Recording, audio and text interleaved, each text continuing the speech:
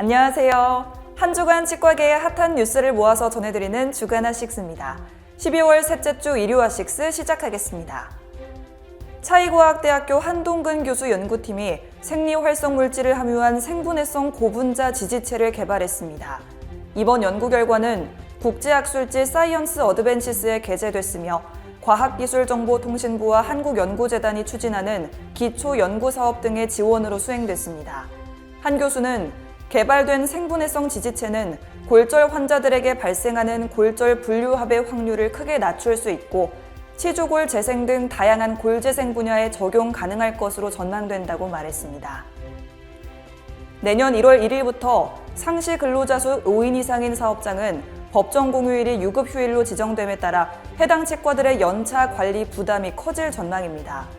특히 상시 근로자 5인 이상인 치과는 법정 휴일과 별개로 각 직원의 근속 연차에 해당하는 연차 휴가를 제공해야 합니다.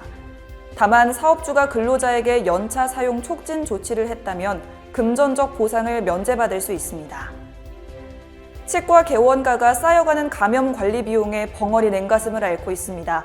동네 치과마다 감염 관리에 들어가는 추가 비용 체감도는 기존 대비 적게는 2배에서 4배, 많게는 5배까지로 증가해 감염 관리 비용에 적지 않은 부담을 받고 있는 것으로 나타났습니다. 맹명호 대한치과감염학회 부회장은 근본적으로 치과 진료 수가가 너무 저수가에 정체돼 있는 것이 코로나 사태 같은 특수한 상황에서 더 문제되는 것이라고 밝혔습니다.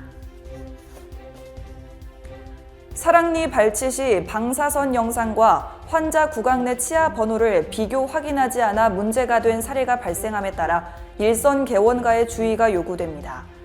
한국의료분쟁조정중재원은 사랑니 발치 과정에서 착오로 인해 제2대 구치를 발치한 사례를 공개했습니다. 의료중재원은 잘못 발치된 치아는 저작 기능을 담당하는 치아로 향후 교정 치료가 요구될 수 있어 손해배상 청구는 적절하다고 판단했다고 전했습니다. 취업 구인구직 시스템 활성화 TF와 대한간호조무사협회가 간담회를 갖고 간호조무사 수급 문제점에 대한 협력 방안을 모색했습니다. 간무협은 설문조사를 통해 구인구직자의 수요를 파악해 이를 통한 홍보 효과를 강조했고 취업은 지속적인 소통을 약속했습니다.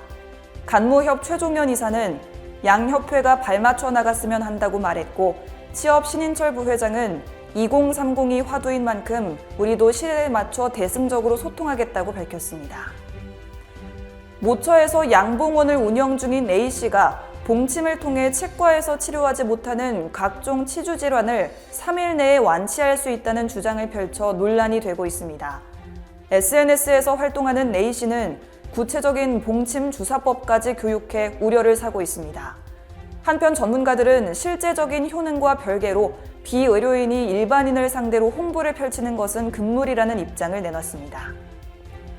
대놀뉴스는 치과인 여러분의 제보를 기다립니다. 경조사, 인사동정, 봉사활동, 각종 행사 소식 등 치과계에 공유할 어떤 소식도 좋습니다.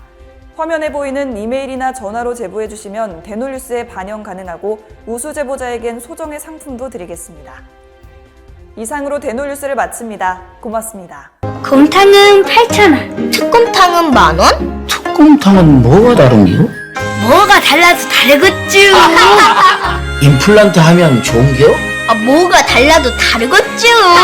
오스템 임플란트